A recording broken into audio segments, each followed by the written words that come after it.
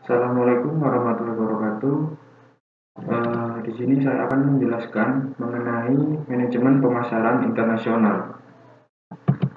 Perkenalkan, nama saya Dodi Kurniawan Hadriansyah dengan nomor induk mahasiswa 19.022.04 kali 86 dari kelas Manajemen B, Program Studi Manajemen. Yang pertama, di sini saya akan membahas mengenai ringkasan materi. Yang pertama yaitu pemasaran internasional. Yang kedua, lingkungan ekonomi internasional. Yang ketiga, lingkungan politik dan hukum. Yang keempat, regulasi perdagangan internasional. Yang kelima, strategi pemasaran internasional. Masuk ke dalam slide pertama mengenai pembahasan pemasaran internasional. Sebelum membahas pemasaran internasional, kita harus memperhatikan dua aspek penting di dalam pemasaran internasional. Yang pertama yaitu pasar atau market, yang kedua marketing. Jadi untuk pasar atau market sendiri yaitu tempat bertemunya pembeli dan penjual untuk transaksi ekonomi. Yang untuk transaksi ekonomi yaitu membeli atau menjual barang dan jasa atau sumber daya ekonomi, bahkan faktor-faktor produksi lainnya. Jadi di dalam pasar atau market ini suatu kegiatan untuk memenuhi kebutuhan maupun untuk mencari suatu laba ataupun keuntungan sesuai dengan kebutuhan masing-masing individu.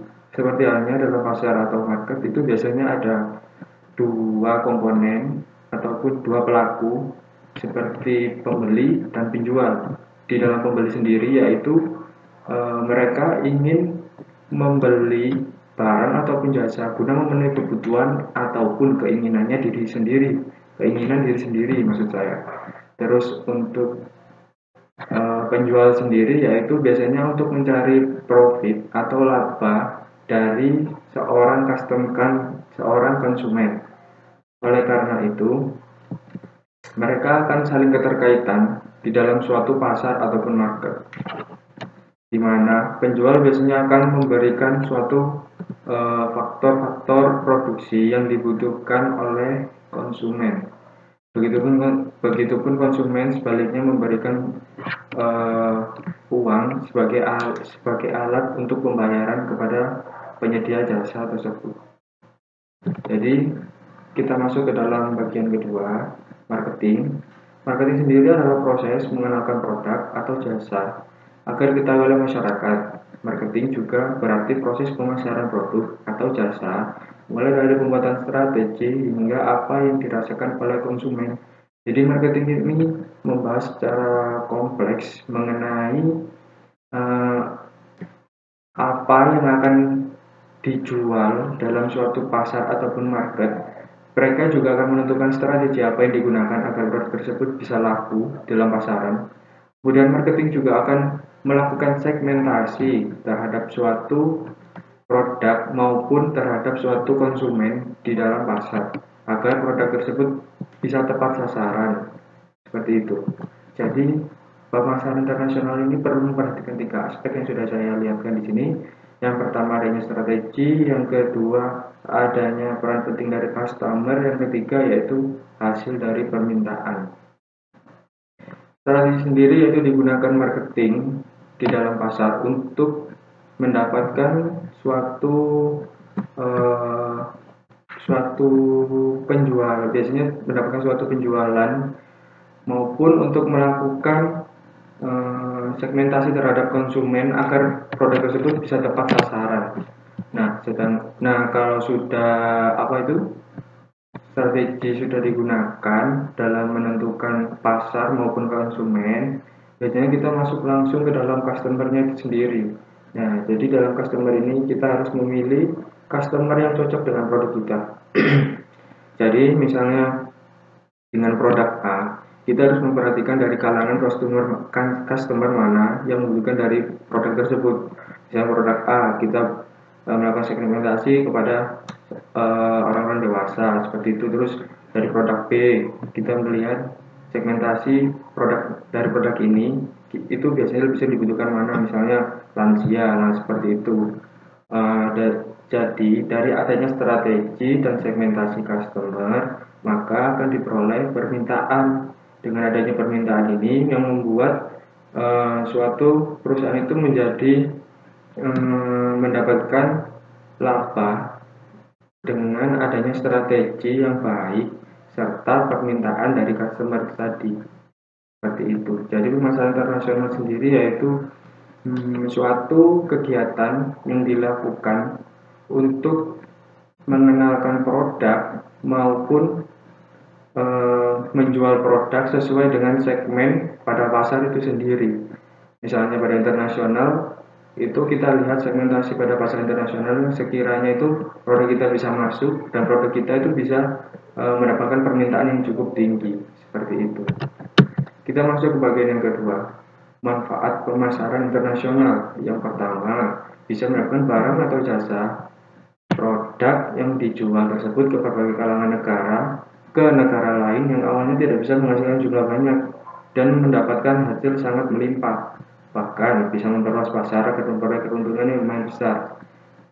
Jadi manfaat pemasaran internasional itu bisa memenuhi kebutuhan suatu negara itu secara kompleks, yang dimana dalam suatu pasar negara itu biasanya tidak ada barang A, maka dari itu suatu negara itu akan biasanya mengimpor dari negara lain untuk mendatangkan produk yang tidak ada dalam negara itu sendiri.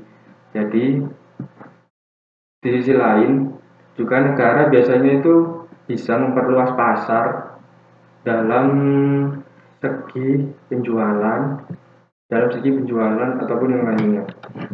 Yang kedua, dapat memungkinkan manajemen bisnis serta strategi bisnis lebih efektif dan efisien lagi. Nah, dengan adanya pemasaran internasional ini, maka manajemen akan bisa memanfaatkan produk tersebut agar bisa masuk secara efektif, kemudian tidak membutuhkan waktu yang lama. Jadi dalam penjualannya itu tidak membutuhkan waktu yang lama, namun secara singkat, cepat, dan efisien, seperti itu.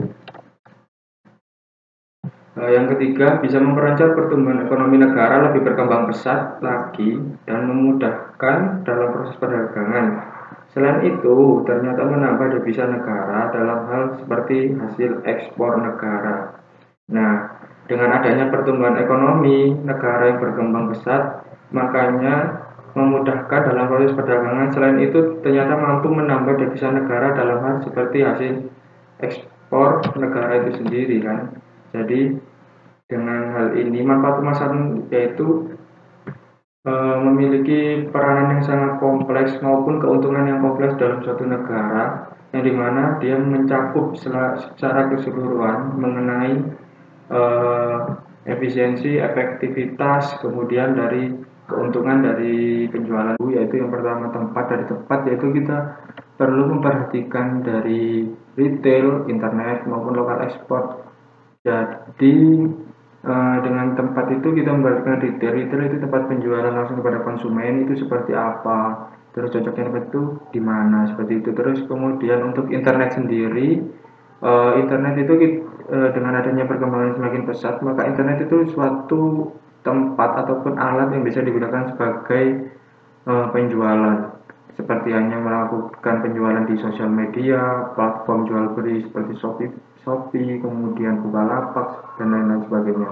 Kemudian dalam penentuan harga, itu kita memperhatikan dua aspek penting, yaitu dari segi demografi maupun pendapatan. Jadi dalam suatu demografi yaitu biasanya itu kita melihat suatu kondisi wilayah tersebut seperti apa, kemudian biasanya itu pendapatannya dalam suatu wilayah itu seberapa besar gitu kan. Jadi kita bisa menentukan harga dari kedua aspek tersebut. Kemudian dari produk itu sendiri, produk itu kita biasanya memperhatikan tiga aspek penting, dari desain, branding maupun dari quality. Jadi dengan adanya desain yang menarik juga itu bisa memperbanyak suatu konsumen untuk bisa melihat produk kita dengan desain yang menarik tersebut, juga menarik minat dari para pembeli. Kemudian untuk adanya branding, dengan adanya branding maka produk kita bisa mendapatkan perbedaan yang signifikan antara produk A dengan produk B, misalnya seperti itu. Kemudian dari segi kualitas, kita perlu memperhatikan kualitas yang sangat yang sangat penting. Bisa kita lihat dari pengemasan, terus dari segi produk itu sendiri, bahannya seperti apa gitu kan. Kemudian skill evidence biasanya kita melihat dari pengguna dari produk kita.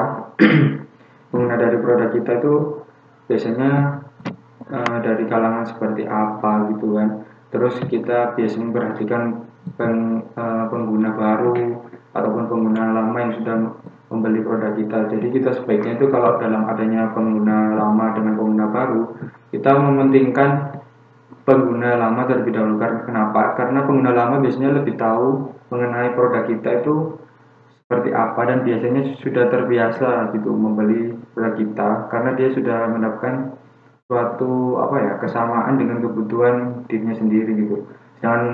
Tapi tidak menutup kemungkinan dengan pengguna baru itu kita bisa mengenalkan produk kita agar bisa diterima oleh seorang tersebut, seperti itu. Kemudian proses yaitu mengenai service delivery, kemudian komplain, dan yang ketiga adanya respon time. Jadi dengan adanya proses ketiga ini maka membuat target pasar kita lebih baik lagi gitu dengan adanya service delivery maupun komplain dan memperhatikan dari segi waktu. Kemudian people biasanya terdiri customer service, budaya itu sendiri, dan employee. Kemudian promosi itu biasanya menggunakan beberapa banyak itu alat ya, ada banyak alat yang bisa digunakan seperti advertising, user testing maupun gift seperti itu ya. Kemudian kita masuk ke marketing management. Marketing management sendiri yaitu sebuah kegiatan penganalisa, perencanaan, pelaksanaan, dan pengendalian dalam sebuah program pengelolaan usaha. Jadi dalam suatu usaha itu biasanya terdapat suatu manajemen yang berguna untuk melakukan analisa, perencanaan, dan lain-lain itu untuk membantu perusahaan dalam mengelola ataupun mengendalikan dari segi SDM maupun faktor produksi yang lain. Nah, sedangkan kalau marketing itu biasanya terdapat beberapa masalah. Marketing biasanya marketing itu terlalu lambat dalam menyesuaikan perkembangan dunia digital, yang dimana saat ini di era 4.0 itu kan semuanya sudah menggunakan teknologi ya. Jadi kalau dari segi marketing sendiri tidak bisa menyesuaikan, maka dari itu membuat perusahaan tertinggal dengan adanya teknologi saat ini. Maka dari itu perlu adanya penyesuaian khusus ataupun pelatihan yang dilakukan. Kemudian tidak mengajukan pertanyaan, jadi dari segi marketing sendiri tidak mengajukan pertanyaan yang diinginkan oleh konsumen, seperti itu. Jadi yang ketiga yaitu gagal menentukan titik penjualan yang tepat. Selanjutnya saya akan menjelaskan mengenai jenis-jenis pemasaran internasional. Jenis-jenis pemasaran nasional yaitu yang pertama pemasaran domestik, yaitu pemasaran seluruh kegiatan perdagangan yang berlangsung di suatu negara di luar ekspor dan impor. Kedua yaitu pemasaran internasional, bertindak lebih jauh lagi dari pemasaran ekspor dan menjadi lebih terlibat dalam lingkungan pemasaran dalam negara tempat perusahaan melakukan bisnis. Yang ketiga, pemasaran global adalah proses memfokuskan sumber daya dan tujuan-tujuan dari suatu organisasi untuk memperoleh kesempatan dan menanggapi ancaman pasar global. Kemudian, hambatan dan pendorong pemasaran internasional. Yang pertama, keinginan pasar, yaitu kebutuhan keinginan jelas berbeda. Kebutuhan cukup dengan dipenuhinya dengan kebutuhan yang diperlukan. Sedangkan keinginan sendiri tidak cukup dengan satu keinginan karena masing-masing orang bisa beda keinginan. Maka dari itu, dengan keinginan pasar kita bisa melakukan pemasaran sesuai dengan keinginan dari masing-masing individu. Kemudian kualitas biaya, peningkatan kualitas pada akhirnya memungkinkan perusahaan untuk mengurangi biaya dan meningkatkan laba. Yang ketiga, kebijakan perdagangan pemerintah. Demi kepentingan perlindungan industri dalam negeri masing-masing, hampir semua negara menetapkan kebijakan yang membatasi masuknya produksi asing ke pasar domestik. Kemudian yang keempat, perbedaan mata uang. Nah, perbedaan mata uang ini ketika mata uang negara ekspor itu lebih tinggi dari negara importir, biasanya akan mengakibatkan negara pengimpor harus menambah pengeluaran. Seperti itu. Kemudian masuk ke lingkungan ekonomi. Lingkungan ekonomi yaitu lingkungan yang pertama, lingkungan. Segala sesuatu yang berada di luar organisasi yang dapat berpengaruh terhadap arah kebijakan organisasi sendiri dalam mengelola bisnisnya, baik secara langsung maupun tidak langsung. Kemudian lingkungan ekonomi sendiri yaitu proses dan usaha untuk mengidentifikasi dan memahami faktor-faktor lingkungan sebagai dasar perumusan strategi, disebut analisis lingkungan bisnis. Seperti itu. Kemudian masuk ke globalisasi. Globalisasi adalah suatu integrasi internasional yang terjadi karena pertukaran pandangan dunia. Fenomena ini melibatkan integrasi ekonomi, budaya, kebijakan pemerintah, teknologi, ilmu pengetahuan, dan gerakan politik di seluruh dunia. Jadi globalisasi ini tidak ada batas lagi antara suatu negara dengan negara lain. Jadi semuanya itu sudah bisa berinteraksi secara langsung tanpa adanya batasan. Kemudian model lingkungan bisnis di sini ada tiga maksud saya. Tiga, yang pertama yaitu lingkungan makro. Lingkungan makro terdiri atas analisis terhadap lingkungan ekonomi, kemudian analisis terhadap teknologi, analisis terhadap politik dan hukum, analisis terhadap sosial budaya, analisis terhadap demografi. Jadi lingkungan makro ini lingkungan yang sangat kompleks, biasanya yang ada terhadap suatu negara, yang meliputi beberapa aspek penting yang sudah saya sebutkan tadi. Kemudian lingkungan industri sendiri, lingkungan yang terjadi karena adanya impor, ekspor maupun investasi asing langsung atau biasa disebut direct foreign investment atau DFI. Kemudian adanya persekutuan strategis atau strategic aliansi. Kemudian yang ketiga, lingkungan internal. Lingkungan internal terdiri dari aspek keuangan, SDM, pemasaran, operasional, farmasi, manajemen, ya seperti itulah. Biasanya terjadi di dalam suatu perusahaan adanya suatu kegiatan manajemen yang dilakukan untuk efektivitas suatu kegiatan produksi. Kemudian lingkungan politik dan hukum. Nah, lingkungan politik dan hukum ini masuk materi yang kedua, di mana politik dan hukum yaitu kekuatan di luar perusahaan yang berasal dari pengaruh pemerintah terhadap bisnis, baik yang bersifat peluang maupun ancaman. Pemerintah di sini bermakna luas, bisa pemerintah pusat, regional, institusi pemerintahan di bawah presiden atau menteri, institusi pemerintah independen seperti Bank Indonesia dan Otoritas Jasa Keuangan atau OJK. Lembaga transnasional seperti IMF dan World Bank. Kemudian organisasi internasional dan lain sebagainya, mereka semua dapat mengeluarkan sejumlah aturan yang dapat berpengaruh terhadap bisnis. Jadi yang sudah saya sebutkan tadi itu suatu institusi yang dapat mengatur dalam lingkungan politik dan hukum. Kemudian pada dasar hukum yang berlaku di seluruh dunia, pertama itu biasanya saya ambil yang secara umum, ini seperti hukum Islam, hukum sosialis, hukum umum, dan hukum sipil. Hukum Islam sendiri itu hukum yang diturunkan dari interpretasi terhadap Al-Quran dan ajaran dari Nabi Muhammad. Kemudian penerapan hukum ini biasanya dilakukan di sebagian besar negara Islam seperti Timur Tengah dan Asia Tengah, contoh Arab Saudi seperti itu. Kemudian perumusan hukumnya biasanya dari undang-undang dan dekret raja di Arab Saudi didasarkan pada Al-Quran dan Sunnah Rasulullah. Terus yang kedua, hukum sosialis, hukum yang dianut negara-negara komunis seperti Uni Soviet, Cina, Korea Utara, dan lain sebagainya. Dalam sistem hukum sosialis, kekayaan dan sumber daya alam suatu negara sepenuhnya dikuasai oleh pemerintah. Namun demikian, dalam sistem hukum sosialis masih diakui adanya hak milik individu. Jadi seperti itu. Contohnya seperti Uni Soviet, penerapan hukum sosial di Uni Soviet yaitu dengan membagi kategori harta kekayaan, dua jenis kekayaan bersama dan kekayaan pribadi.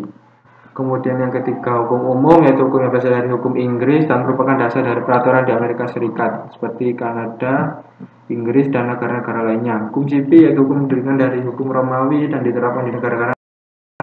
Dan prinsip dasar hukum internasional yang pertama, kedaulatan. Kedaulatan yaitu prinsip internasional mengenai hukum yang menyatakan bahwa pemerintah memiliki hak untuk mengatur dirinya sendiri yang dirasa sesuai. Kemudian yang kedua, yurisdiksi, berarti kekuasaan atau kewenangan dari suatu negara untuk menetapkan dan memaksanakan. hukum yang dibuat oleh negara atau bangsa itu sendiri. Kemudian doktrin itu yaitu tindakan suatu negara merupakan prinsip dari yurisdiksi hukum internasional menyatakan bahwa seluruh tindakan dari pemerintah lain dianggap valid oleh pengadilan. Kemudian yang keempat, hak warga negara asing. Perlakuan hak warga negara asing merupakan salah satu prinsip dasar hukum internasional yang menyatakan bahwa negara memiliki hak secara hukum untuk menolak izin masuk warga negara asing dan mensyaratkan larangan khusus mengenai perilaku mereka. Hambatan lingkungan politik yaitu terjadi perubahan radikal dalam pemerintahan di mana partai politik yang berkuasa memiliki filosofi yang berbeda dengan pendahulunya. Kemudian pemerintah merespon tekanan-tekanan dari kaum nasional self-interest group. Yang ketiga, melemahnya kondisi ekonomi dan mendorong pemerintah untuk menarik kembali komitmen dagangnya. Kemudian yang keempat, meningkatnya terhadap investasi asing. Maka dari itu setiap perusahaan global perlu menilai dan mengantisipasi setiap risiko politik yang bisa mempengaruhi kelangsungan bisnisnya. Kemudian kondisi pemikiran masyarakat dalam politik hukum masih awam dan sering mengabaikan kebijakan yang sudah ditetapkan. Strategi masyarakat nasional sendiri yaitu merupakan kebutuhan yang vital dan sangat penting dalam menjalankan suatu roda perusahaan untuk menghadapi berbagai macam rintangan, gangguan baik internal maupun eksternal, khususnya para pesaing pada core bisnis yang sama. Pemilihan strategi ada 4 di sini. Strategi internasional yang pertama yaitu memasarkan bagaimana perusahaan itu menciptakan suatu nilai yang unggul pada pesaing lain dengan transfer keahlian pada produk yang bernilai pada pasar asing. Kemudian pasar multi domestik. Penerapan strategi ini biasanya perusahaan secara ekstensif melakukan konsumisasi terhadap produk dan strategi pemasaran produknya ke arah kondisi nasional yang berbeda. Kemudian strategi global yaitu memusatkan pada peningkatan laba di mana lebih mengarahkan pada standarisasi kualitas gitu. Kemudian produk secara global ini tidak melakukan penyesuaian produk terhadap kondisi domestik karena menggunakan strategi low cost sehingga membuat seakan-akan laba itu menjadi maksimal. Bukan seakan-akan ya, maksudnya lebih maksimal gitu.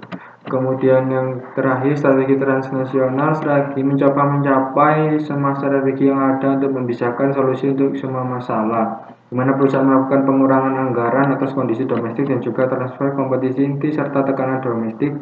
Jadi strategi ini berguna untuk mengurangi pengurangan anggaran dan tekanan loncat responsiveness yang tinggi.